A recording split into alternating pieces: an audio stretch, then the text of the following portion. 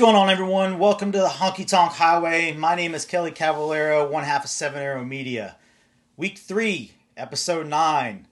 We already made it to the third week, guys. Thank you all for joining us.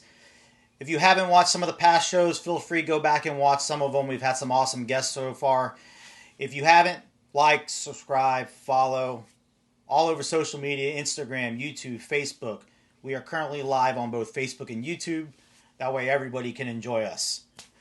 Today's guest, well, we're going to go a little bit different, guys. So far, I've stuck to everybody who's been at events, DJs, event directors, instructors, behind-the-scenes people. We're going to the different avenue of dance world. When I started this and had the idea to do this show, I wanted to look at all aspects of the line dance world and the dance world in general. And where would we all be if we didn't have a local scene and start local?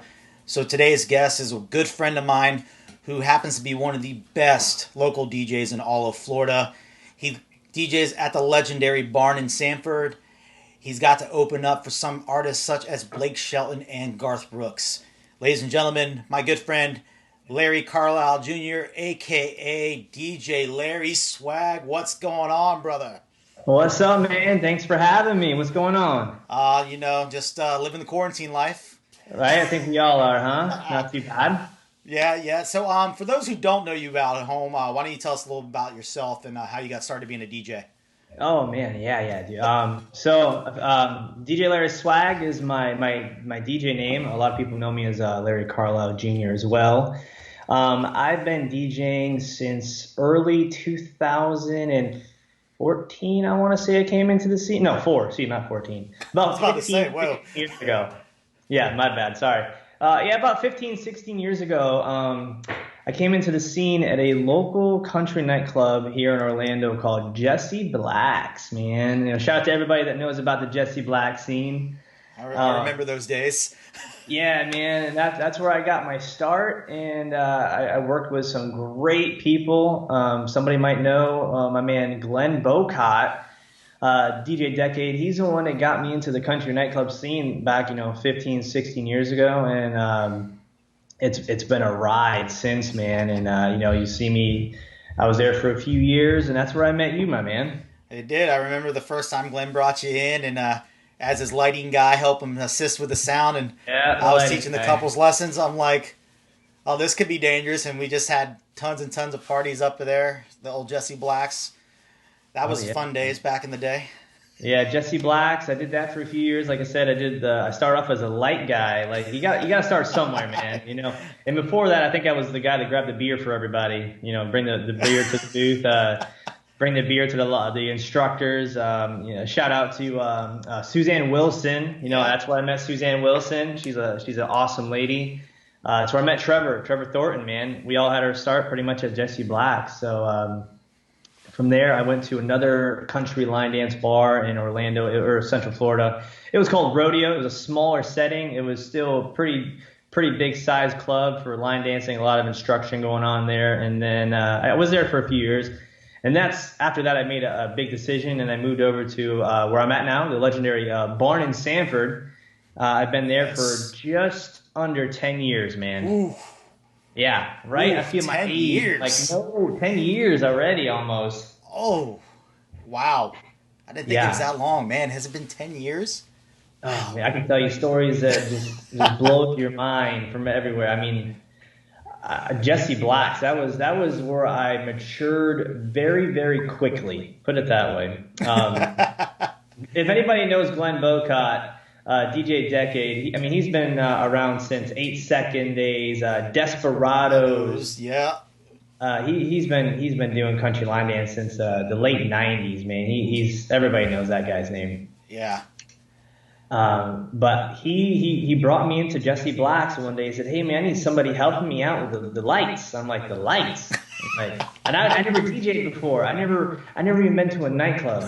I moved from New York as a 20-year-old kid to come down here to work, and I worked for Glenn in construction. And he's like, "Hey man, what are you doing the weekends?" I'm like, "Nothing." He goes, "You gotta come out with me. You gotta go to this country line dance bar." I'm like, "Country line dance?" I'm like, "What's that?" They don't have that where I'm from in upstate New York, Watertown, New York, Syracuse, New York area. And he's like, come do the lights for me. He's like, all right, that sounds cool, man. I get to meet people and turn lights on and play with strobe lights all night. And it started off as that for a while, and then one time he's like, hey man, I gotta go to the bathroom. Play some songs for me. Play some songs. You know what I'm doing. I'm like, okay. And he told, hey, play this one, play this one, play this one. So it was pretty much, golden from there, and that's how I blossomed into what I am now. Yeah, we all know Glenn's bathroom breaks, as he would call them. Oh. He would never come back and hour. It'd be like your set Saturday night when you were flipping back and forth on Facebook, and Glenn's set was long enough for him to go get a 30-minute nap in. I'm just saying. I think he had to go recharge real quick. He'll be right back, So you DJ at the barn in Sanford now. Yeah. What's it like having to DJ at a club that has so much line dance influence? You definitely got 3 of probably some of the best local instructors, and some that actually do go to events as well, with Lynn Luciano, Janice Graves, and Trevor Thornton. What's it like having to juggle 3 different instructors on 3 different nights and all that? It was a learning curve. When I first came to the barn, like I said, just about 10 years ago, every other nightclub I worked at, there was only one main instructor. So like Jesse Black's, for me, it was pretty much Suzanne, and then you came in right towards the end of my appearance at Jesse Black's. But there's always been one instructor. The Rodeo Mount Dora, where I worked at, that was just strictly Suzanne Wilson as well there. Then when I came to the barn, I came into Janice, Lynn, and Trevor was not too long after I started. So I was pretty much working with those 3 the whole time. So let's look at Thursday night was Janice. Friday night was Ms. Barn Diva Lynn. I think she's probably watching. Shout out to Lynn. What's up, Lynn? And then Saturdays, it was Janice and Trevor. And then on Fridays, there was also couples lessons as well. Oh, yeah, couple lessons. For a while. I had so much to work with. It was, who would not love that as a DJ for line dancing, having that many opportunities to have all these dances shown to people. And it was hard to keep track of everybody's dances, because every night there was so many new teachers, and I had 2 instructors that I have to work with. So I'm like, man, this is crazy. And but no, I'm very fortunate to have that opportunity to have so many instructors to work with, and such highly influential in the community as well, I guess you'd say. Yeah. How well do you like it when they all come back from an event and bring back all these new dances and songs, and right? Now you just get your set going, like, yeah, everyone likes these, and then here goes, no, we're going to do these 6 new ones now.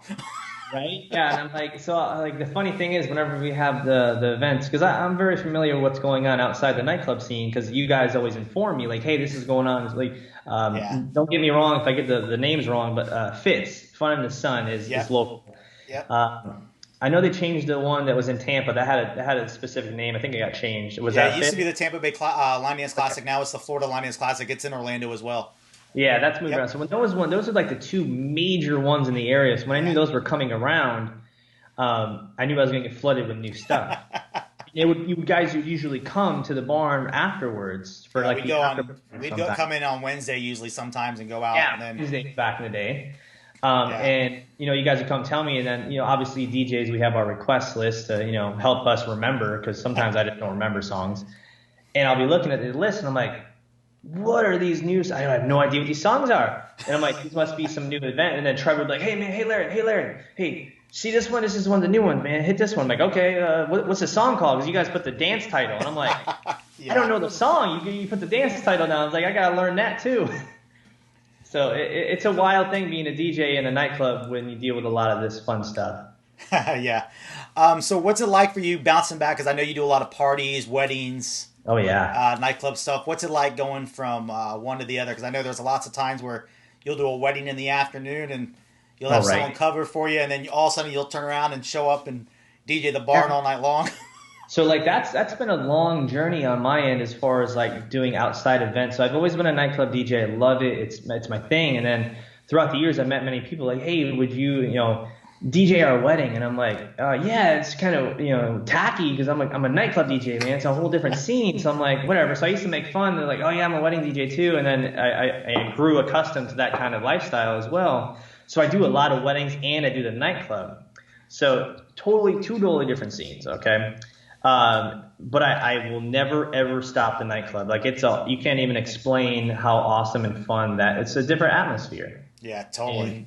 And I just love playing for line dancers because you can DJ for a hip hop or a top 40 nightclub, which I've done in the past, and you can do whatever. When you're dealing with line dancing, there's so much. The culture of a line dance club is crazy fun. Like it's pretty much my second family dealing with the line dancers. Like when I had my kid, they were like, "Oh man, congratulations, sending me stuff," and I'm like, "Holy crap, this is my fam, I guess." Now I got a second fam. I know you've even picked up a couple and gone out and danced a couple now. I see every time I come up. Oh yeah, I've always been a true advocate of actually doing the line dancing. So I'll go down a lot sometimes, but my DJ booth sometimes is a pain in the butt to get out on. Yeah, I don't understand it. Like they covered you in the barn when they did some of the remodel, and before it used to be on the one side. I remember back in the day. Oh, way back, man. Way back in the day when it was on the other side, but at least it was opened up so you could get in and out of it. But now it's kind of like locked in this little corner. Yeah, now it's pretty tied back, but it's chill. But I do love the line dancing. It just tires me out. I'm getting old. So how do you think the local scene in Orlando has evolved over the years? I know you from going back to the Jesse Black's days. That's the biggest spectrum I've noticed. So like you said, Jesse Black days, 2004 is pretty much when I got into that scene. I have a good memory of what we used to do back then, and I would tell you that the line dancing that you would see from 2004 to 2020 is in a country bar. The line dance scene was probably 95% country music and 5% I wouldn't say hip hop, but like top 40. Right. And throughout that 15, 16-year spread, the influence of hip hop into line dancing music has been it's blossomed like crazy. Right. So dealing with that over the years, at first it was I was having not issues with it. The club owners were getting mad at me because they would say, "This is a country nightclub." I'm like, "Yeah, but you got to understand these line dances that these people are doing are so they love them." And it's not like we're playing crazy stuff. The top 40 is fine. People know it, but I had to do it at a certain point in night. So I had to learn how to blend that together. And over the years, I've crafted a specific style on how to work those in. I do have to say, from going back and attending there, and I've taught there before, the people at the barn the management and the owners have always been pretty understanding. Oh, yeah. They really don't give you a set thing that you have to go by with what music you're allowed to play. You're pretty much given free reign. Which pretty much gives you a nice time because you don't have to. No, there's definitely I don't have to sit down and they say, hey, this is not allowed, this is allowed. Right. They put it on my judgment, and the way I look at it, man, if it's doing a good job on that dance floor, then it stays. Right. And I always give something a shot, and I always tell them hey, if this, give me these numbers on this one, and if we make it, I'll keep rolling it through. It's fine as long as there's a stipulation I have with it, then I'm okay with it. Right. Someone just asked Matt Thompson, do you count in dances? I know, and I think this is a Central Florida thing. I don't know really anybody in Central Florida that counts in dances anymore that I've seen, either at the barn or at Cowboys. Really, every now and again for some. I know down in South Florida, I know John Lindsay's watching, they still do it at the Roundup. It's big. It's almost like an area thing that I've noticed. It is. I've never been taught, as far as Glenn, DJ Boca, he never counted in. Right. He had Guyton as his line dance instructor. Yeah. So why I don't have to worry about it is the people that dance where I work they're so good, they don't need to be counted in for the most part. Right. And it's crazy. There's some that I do that are just hard for them to hear.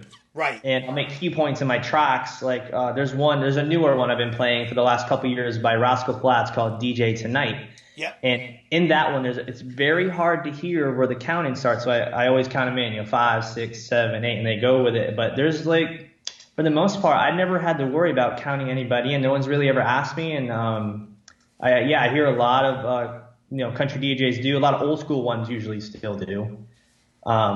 But honestly, I've never been around anywhere that's really done that. Yeah, I noticed that, especially when I moved back down to South Florida, that it almost seemed very regional. And I know when I lived up north, some of the clubs up north did it. And I know they do it down here. I've never really heard it that much. Sometimes, like you said, if a song has a hard count in or a quick count in, you do, but that's about just comes too quick or right.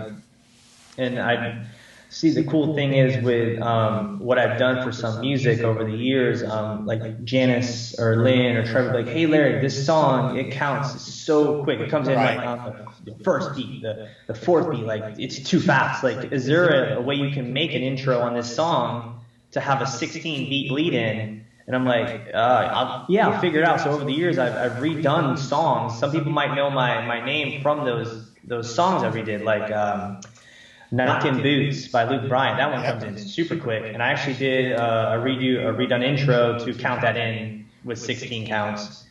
Trevor's wasn't really a count in, but his Drink That All Night song I redid for him to help with the count in. Right. I remember that. People, they know that song. I redid it for him, and that's the one that he made the massive win through the event with that one. So that was pretty cool. Yeah. John Lindsay just chimed in. What's up, John? GM over at the Roundup nightclub here in Davie, Florida. Says, I have to say in 93 when I started, I refused to, but when I started, it definitely made me better.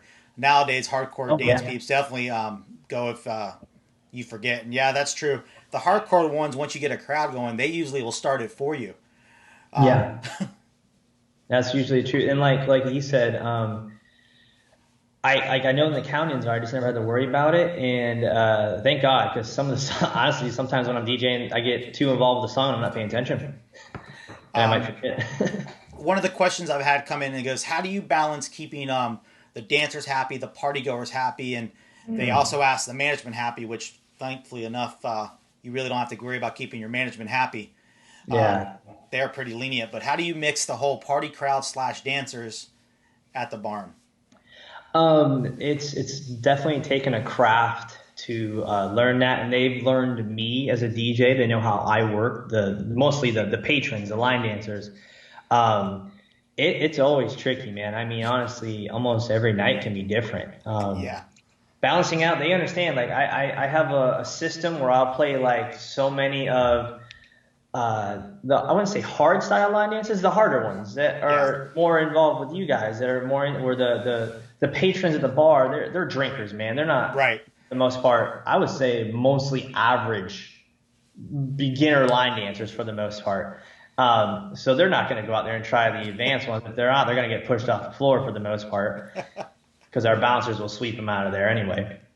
But it's a craft, so the later the night goes, the easier I make the dancing, and I'll do more harder stuff towards the beginning, and then I'll slowly mix in the easier and less hard, and then more easier and more nightclub country is what I would call it when you deal with like the Cotton Eye Joe, those because you don't want to hear that at like 10 o'clock. Oh my God, those line dancers, the good ones, like, Larry, what are you doing? I'm like, I'm sorry. Well, every now and then I might have to throw a bone out there just to get them, but when I do, they know. They're like, oh, Larry's trying a little bit harder tonight. All right, we got it. You can definitely tell you can definitely tell the partier nights from the different because I know you deal with a lot. Thursdays are usually your college night up there, and I know you usually have a different crowd. And that's what I definitely noticed with being up there. You definitely had a different crowd every night. Almost. Oh, big time. Like you said, it's a particular place to barn. Thursday nights is our younger drinking crowd. We still get our line dancers, our good ones. They don't usually stay too late. They do. They're the younger ones that will just do anything anyway.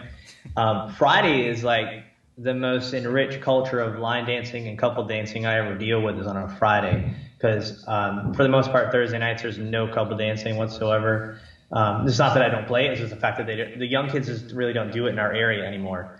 It's kind of sad. I would love to have a lot more couple dancing to be involved, like two-step in, West Coast, and some of that fun stuff. Friday nights, I have a pretty decent show out of couple dancing and line dancing. So that to me is the toughest night with balancing my dancers because I got to bounce back in between each one because with my line dance crew, they're so big that they take over the floor.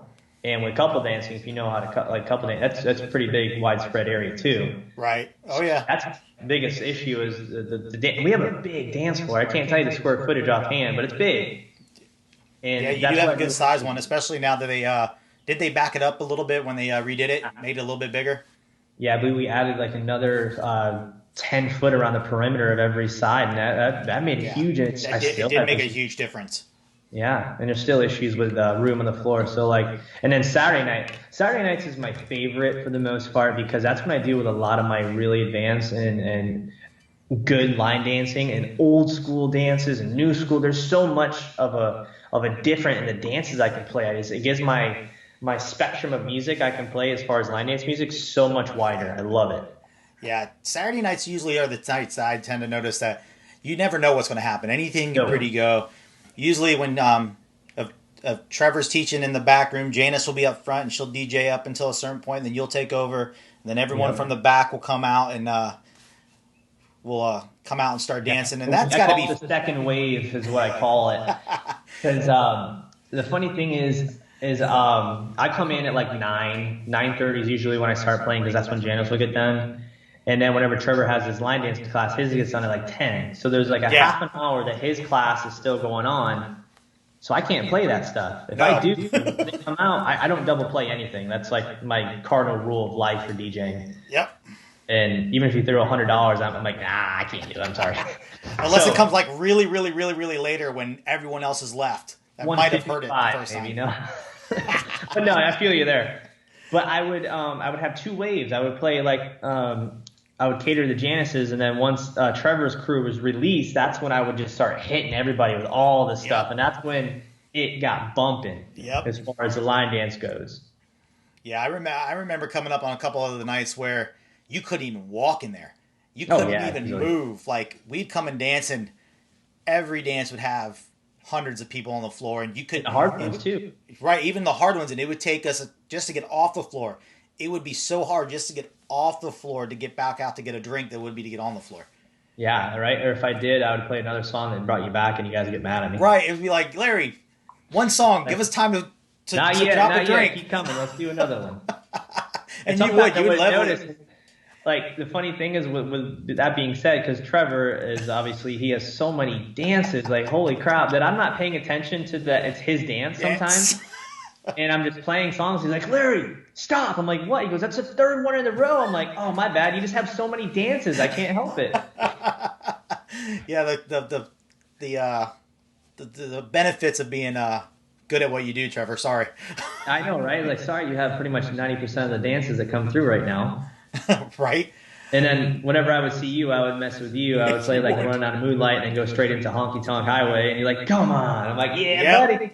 Yep, and then all of a sudden you'd run them right back into ones being Trevor did together, and then back into Trevor. Yeah. Like we'd be on the floor for an hour and be like, okay, we need a break. And then you'd play Cotton Eye Joe. We're like, thank you. And we could leave the floor for a song for like 8 minutes. And like, in the way I would say hi to my dancers, that I would play their song and they know that I realize that they're in the club, and I'm Yep. like, I'll play their tracks. And like, oh, he knows I'm here. I better hurry up, go on the dance floor. Yep, that's exactly how it is. You never even had to go up and say hi to Larry. He would No. know you. He As soon as you would come, I'd play your song. Right, exactly. The minute he sees you coming, your song's coming up within like 2-3 songs. So he's Yeah. really good at that. And that actually brings into one of the questions I had. Is there any apps, technology you like to use to get requests in that people don't have to come up and bother you without and literally write on the paper? I know for a while there at the barn, y'all did the texting thing onto the screen when y'all had the screen up. That was like the only virtual thing we ever did use, and that was pretty legit because what it was is we had a projector screen on the back of the main dance floor that you would text the number. Yep. And your text would show up on the screen as long as I would let it go up there. We would moderate it. Right. But a lot of people would send their requests through that, and that was like depleting the face to face, which sometimes that makes it easier because when the club is like 900 people deep, you're not going to be able to walk up to me and say something that's going to take you 5 minutes, and then when I play it, you might not even be near the dance floor. Right. But as far as technology goes, that was the only thing that we've ever utilized. Unless you know my number, then you would just text me like Trevor, cough cough. But the face to face, dude, I would never want to cut that ever. I love the face to face, even if it's you just coming up to say hi for a second. But that's one of my favorite parts about the DJ world and DJing the request list is I get to say hi to people, and that's pretty cool to me. Yeah, I definitely like it coming up and hang out with you. It's very, Oh yeah, it's very relaxing because it's like your own little world back there. Oh no, seriously, it's like a whole different thing. If if I ever give you the nod to come back to the other side, it's Yeah. like, what? This is so cool up here, man. It's like it's your own little like VIP section. I'm like, yeah, it's pretty legit. Yeah, no, I always every time I bring my cameras in to get video footage of stuff, I always go and leave my cameras up with you Leave because them I up know there, charge them no on the one back. is going to be messing with that bag up there because you won't let them near them. Nope. I'm pretty good with the area. Matt Thompson wants to know what are some of the classics or standards that you like to play that are pretty much you can play pretty much any time. I bet you might know the one I'm going to say first, maybe. It's the one I always do myself. Do you know what that one is? Yeah, it's Walk the Line, isn't it? Yeah, Walk the Line, baby. That's my favorite, man. That's always my go-to. So that will forever be my favorite style line dance to just throw out anytime because it's an advanced dance, I guess, for the most part because a lot of people have trouble, but everybody knows it, and it's so much fun. And I know you switched up the song you use. Yeah. So I have always switch it up. I have about 7 or 8 tracks that I like to switch out for Walk the Line. Obviously, most of them are just Shania. You got, Feel Like a Woman's never. That's like ultimate gold for that one. You win my love. Yeah. Win my love. I can't think of the other two. There's a Party for Two is another good one for Walk the Line. And then about a few years ago, I was like listening to a certain track by a guy named Aaron Watson out of Texas, I believe he's from, and he has a song called Getaway Truck. Yep. It's never going to take over Feel Like a Woman for me, but that is my all-time favorite song to dance to. And it's about 15 BPMs faster than Feel Like a Woman, and I just love that speed of that track. But Walk the Line for sure. Any kind of tush push. Trouble obviously is my favorite for a tush push. And another classic line dance. Oh man, what would it be? Yeah, I guess that would be probably the two prominent ones that get me going, and I'm like, man, I just want to anytime I want to, but that brings up the energy so much in the club. It's an easy go. Does. Yeah. Especially when you don't have to. Well, you have to play like Cotton Eye Joe and I know, right? Cripple Creek. I can tell you the ones that I don't want to play, but I don't want to make anybody get offended by the Cotton Eye Joe. But like Copperhead Road, I mean, right. Being a country line dance DJ, you know the one, cause so like it's not a country song, but like the trendy, the wobble ones, but keep it shuffle. But as a country line dance DJ, you're dealing with Copperhead Road, Watermelon Crawl, Swamp Thing. I actually enjoy Swamp Thing, but that's a big banger. That's a good one. What's another good one? Cripple Creek. That's a good. I actually really enjoy that one too. I can play that anytime. That's a good mid peak night. I wouldn't play it too late because you got to be somewhat coherent. Because crossing lines. Yeah, that could always.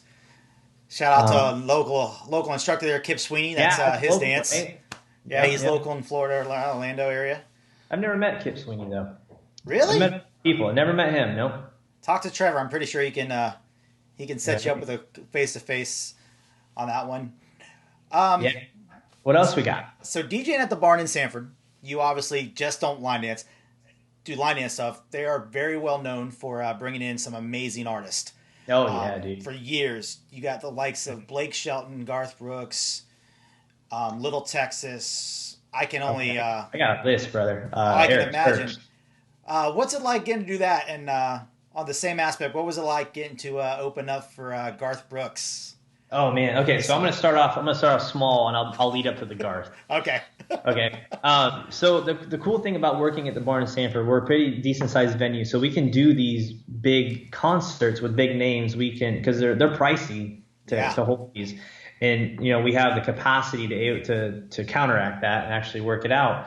And whenever they get scheduled, it's just an exciting thing. It's something different. Like I don't usually know until about a month or two out what's going to happen, who's coming, and it's great hearing these like, hey man, in 2 months we're Eric Church is coming through, or Neil McCoy. I mean, old school stuff, new school stuff that I started DJing through. We're getting to get a lot of those artists in because they don't cost $100,000, $200,000. But to play those events, it's so different. And so much fun. I love playing for line dance music and stuff, but when we do those concert events in there, it's a whole different perspective that I have to give. Because you got to understand, when we do those concerts, they for the most part sell out, and for the most part at 7 o'clock when that door opens, we have hundreds of people waiting. Yeah, you do. They walk in and they just cover the dance floor. They don't sit around it. They go straight to the stage. Yep. So there's no such thing as line dancing for that beginning. Nope. Not at all. My perspective is just changes, and I just play straight, hard, fun, country hype music. And then the artist perspective, I get to meet these cool people. Like, oh my gosh, the craziest. So Garth was insanely crazy. There's one more artist that was holy cow. Like, I didn't know until the day of what was happening. So I'll bring it back about 7 years, I think it was. And we got this, hey, from management, we have a big thing coming up next week. You are not allowed to talk about this. I'm like, oh, you're kidding me. How can you tell me this? Is this the one they announced on the radio? Yeah. Yeah, I was there for this. This was awesome. So they're like, you can't say words. There's a big name artist coming. They're on TV. And I'm like, well, okay, sweet. Heck yeah. But they would not tell us. They said we can get sued. I'm like, oh, okay, whatever. And I was, I think it was the day before, they said, oh, he's on a TV show that they sing on. I'm like, The Voice, duh. So it's obviously Blake Shelton. I'm like, holy crap, I'm gonna DJ for Blake Shelton. So the next day, the word spreads. It's a free concert. You know, no one has to pay to get in. And I get venue at like noon, and there's 800,000 people outside. Yeah. And I opened I got through the gate, and I got the park next to the concert entrance for the artist, the back stage area. So they see me, and they're like, a lot of these people don't know who I am, and they're like thinking I'm some massive celebrity. I'm like, oh yeah, man, what? They're screaming for me, and I'm just like, I'm nowhere near Blake Shelton, but thank you, man. And so like the vibe of those that night was amazing. Like I got to meet them, and that's things that I never thought were ever going to happen. And I thought that was going to be the peak of my DJ career, was Blake Shelton. Okay, you want to go to the next one? Yeah, go ahead.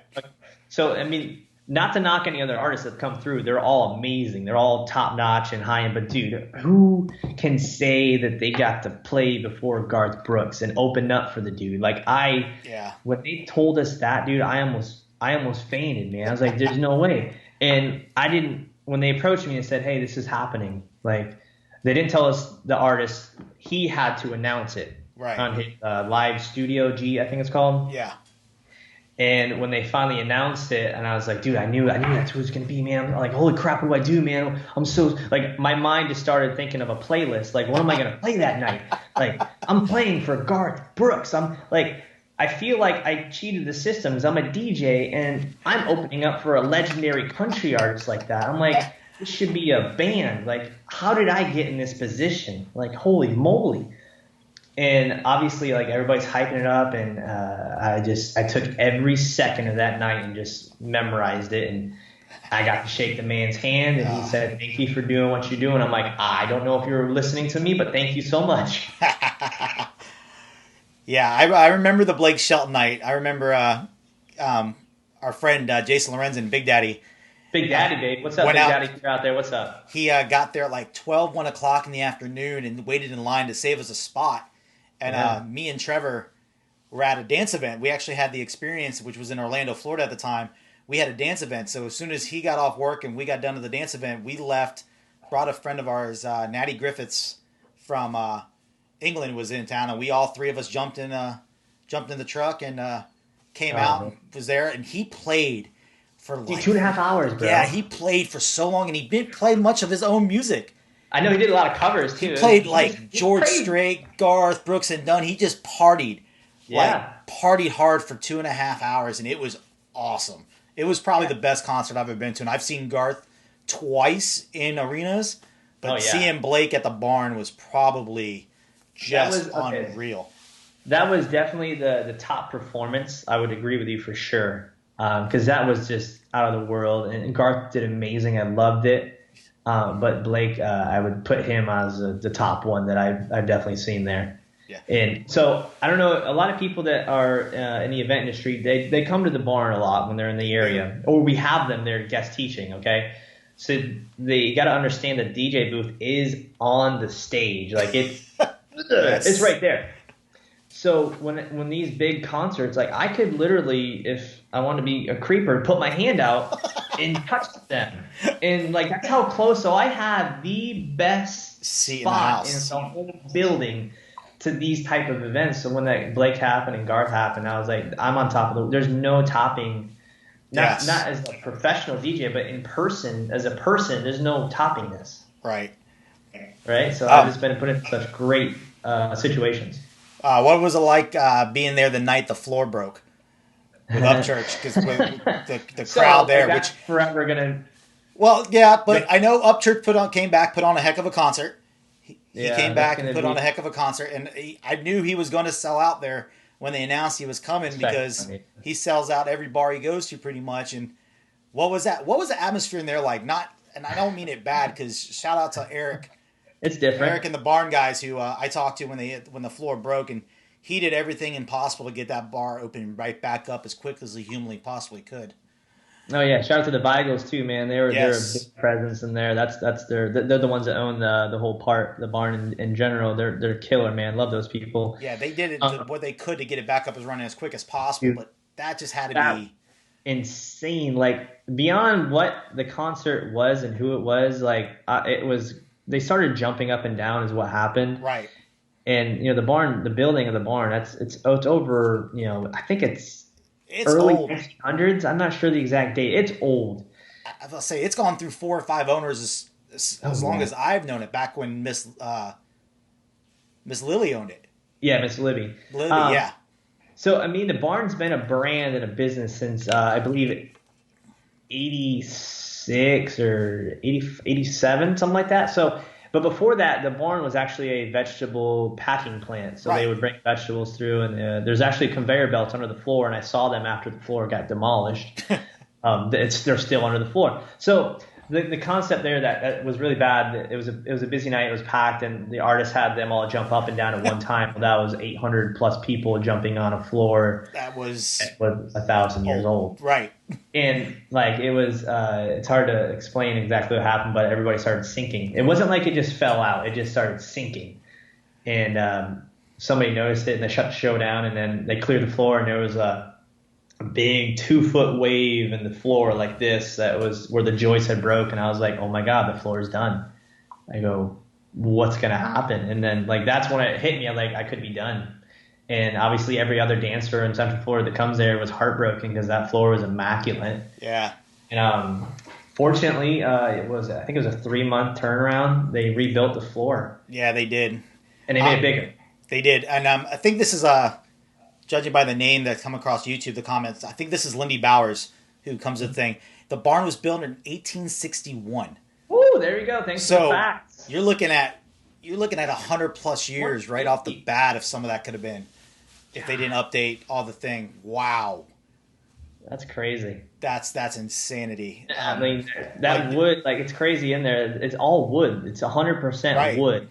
If you haven't been there, I want to say it's cedar. I'm not, but it's 100% wood. Yeah. It's insane, the craftsmanship in that building for being that old. Yeah, I remember when they were putting in the air conditioning system, the new one, and put the smoke ventilators up there. The trouble they were having to cut into some of the spots, to get it to work. If those walls could talk, man, I mean, it's been through so many artists, so many dances. Like David just said in the comments, everyone went up and then everyone went down. Yeah, no one went back up afterwards. The funny thing is, to fast forward, because we just had him come back about, I can't remember, 3 months ago. And I was nervous when they announced that he was coming back. So I was like, oh no. I was like, they're going to try and do it again. Like, I don't care who you are, they're going to try. Right. They're going to try to break it again. Yeah. And I, before the artist went on, I had a chance to, hang out before. And I was like, hey man, I love what you're doing.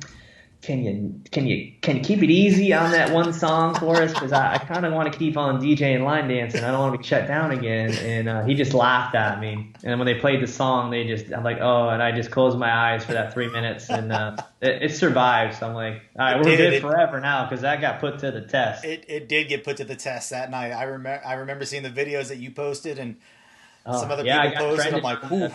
For those vids, I had like 30,000 views on my vid for the. Oh yeah. Floor broke. Yeah, your video got. I remember I was up in Michigan. The night it happened, and Trevor calls me. He goes, "Did you see the video Larry just posted?" I go, "What video?" He goes, "He sent it to me." I go, "Oh no!"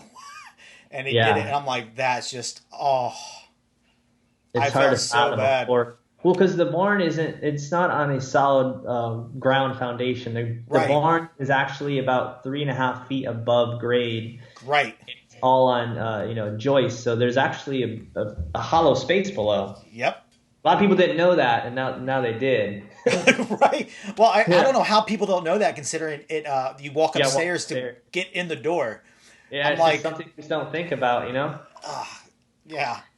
But yeah, a lot of culture goes through there, man. It's dope. So, what kind of advice, tips, tricks would you give to someone that wants to DJ at a local club in the line dance scene, at a local country bar? Oh man, I've been through this a lot. You need to know country line dance. If you are a DJ, you're not gonna cut it just because you're a DJ. There's so many top 40 EDM or regular DJs that roll through. Man, this is cool. If I try, like, dude, it's not easy.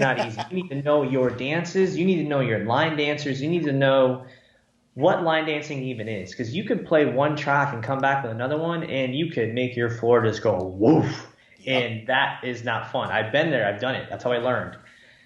My advice is you need to know your music before you even walk in and ask for a job. You better go scout those places out. You better know your local line dance scene. The best DJs, and I can't say this for myself because I wasn't a line dancer. I just got pushed into it by Glenn Bocott, and he made me learn, is if you're going to be a country line dance DJ, the best ones that are to begin with are the line dancers themselves. They know the dances. If you need to know the dances, you can survive by just playing the dances. You don't need to be a mixing DJ. Like I do a lot of mixing, and I make sure that's another thing I want to talk about with the nightclub. Yeah, is being a DJ, a mixing DJ like I am. You got to be very careful on how you present the music because you can cut off starting points of a song. Right. Like the count-ins, like the one gentleman said earlier about a count-in. So I learned that because I did it wrong a long time ago, and people told me, hey, you can't come in on that part of the song because the dance has already started. You need to understand start point. Like, okay, so that's how I learned that back in Jesse Black days. Glenn would teach me. He's like, you can't do that. Don't do that, man. So you need to understand how the music is built, not musically, but the dance. Right, where they start. Yeah, you got to learn how to spread your dances out. You can't play the same dance in a 20-minute span. Not song, but dance. A lot of song or dances go to multiple songs. Right. So, like Walk the Line, you can have up to 8, 10 songs. I mean, there's so many. You can play whatever on that one. Like some of the ones Trevor does, his are mostly song-specific that come through. But there's a lot of old-school beginner line dances that can go to any song. Right, like you can mix it up, non-country, country, fast, slow. Yeah. Right. You need to know that. Like I can go, like I do a lot in the summer at a normal nightclub that's not a line dance bar. I can play whatever. I'm not dealing with line dancers, and it's just whatever. But you can't come into a line dance bar and play whatever. They will put you on a stake and burn you immediately. Trust me, those ladies are crazy. But anyway, love you guys. They are. If y'all want to hear out some of the stuff that Larry does, I shared his Saturday night set from his country set from this past Saturday night when he went live onto my page and the 7 Arrow Media page. But also tonight at 8 o'clock, he will be live on his page doing a line dance set. 8 to 9:30, I believe that is, right? Yeah, 8 to 9:30. And that's crazy because, like, with what's going on right now with the epidemic and or pandemic, my bad, wrong word. The pandemic, and it shut down our industry like boom instantly. And I was like, I want to do something. It's not that I wanted to do it for, I'm not sure what I'm trying to say. I wanted to do something for everybody out there, and I knew that I have a big presence in line dance music, so I'm like, what can I do to help everybody out? Because the country bars are closed. Right. Especially like we all have routines. Like Thursday, Friday, Saturday, in our minds, we're gonna go dance. Right, exactly. We're gonna go out and go have fun. And so I'm like, what can I do as a DJ to help everybody out and cope with this? I'm like, dude, I have the material. I can do a live stream on my Facebook and just play line dance music. And if it works, great. If it doesn't, I'm still having a great time and I'm still DJing because I can't stop. I need to keep going or else I'll lose my craft. Like it's a weird thing with DJing. I got to keep up with the music. I got to keep perfecting my craft over forever. And I'm Right, like, because let's do people are this. still releasing dances now. So Oh people are still yeah, writing yeah, still dances and going. doing dances. So you're going to come back and have a whole new playlist Janice and Lynn are going to hand Yeah. you. Like, you're like, where did these come from? Yeah, they're gonna be all new stuff. No one's stopping on that end. Trust me, there's No. music still being put out. So I need to keep playing. And like the first night I did it, I saw a massive like everybody's like, this is amazing. And I'm like, I didn't realize this was gonna be like this. And everybody loves it. And everybody looks forward to it. It's funny because now, because we've been doing this for a month now, that Right. everybody's routined in on my Monday and my Saturday night virtual sets already because I do it every Monday and Saturday. Right. It's just like the nightclub for them, and they're ready for it. I'm like, this is so awesome. Like, I don't want this to end because this thing I got going on is so cool, but it's gonna end, and I'm gonna go back to a normal nightclub, and hopefully they remember that I made sure they coped with what they could through it. Yeah, I loved it. I tuned in on Saturday for, I think, all 3 of the feeds I was on there. Oh yeah, they get shut off. It's not fun. Well, it happens. The whole music licensing thing does. Yeah. But I tuned in and you had DJ Decade on as a special guest this week. Glenn was on, and y'all were switching back and forth, going from old school stuff to new school, Oh and yeah. back and forth. And it was a fun time, just something different, something just to get to enjoy. And I know I was on last Monday during your line dance set, and I love it every minute because I'm still a country boy at heart. I love the country music, Oh yeah. so I I love love it. it, man. I definitely miss coming up to the barn. I can't wait till this ends so I can come up and visit everybody. I know. I don't know what's my first song going to be. I'm still thinking, like, what's my first song I'm going to play when I get back to the nightclub? It's going to be a good one.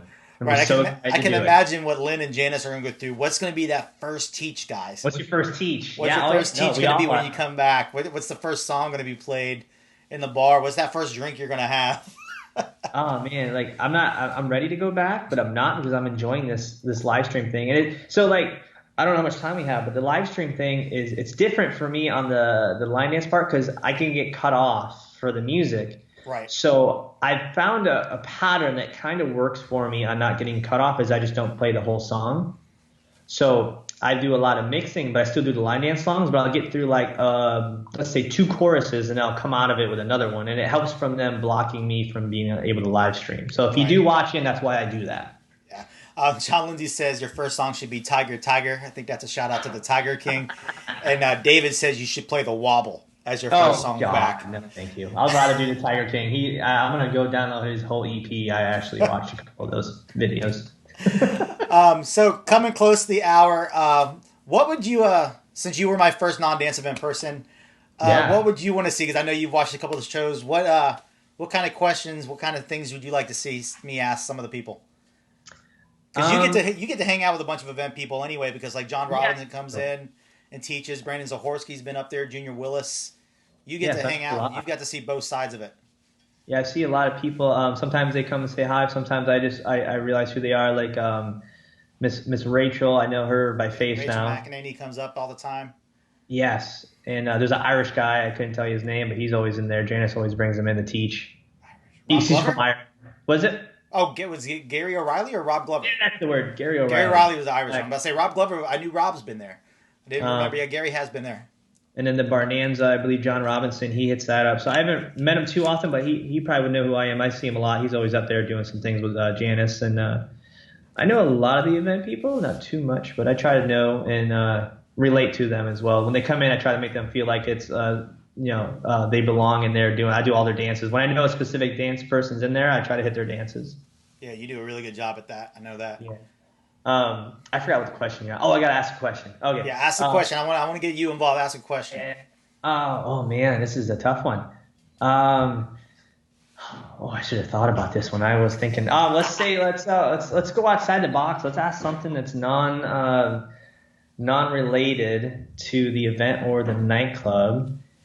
Who would? Oh boy. Okay. Let's see how this goes. So that anybody, what would be? What kind of drink would you name yourself, or what drink would you be if you would be a drink? Oh, that's a good one. Yeah, what would you be as a drink? Obviously, everybody's probably going to say what they drink themselves. Well, this could be interesting because I got some. What would you be, Kelly? If you were to be a drink, your personality, what kind of drink would you be? I'm pretty sure back in the day, everyone would probably say Fireball. That's what we used to shoot all the time. And right? Actually, the one I would probably say is this is one me and James Pruitt and Trevor used to drink all the time. Chelsea used to make it for us back when she was a bartender there. I can never remember the name. It had Monster in it.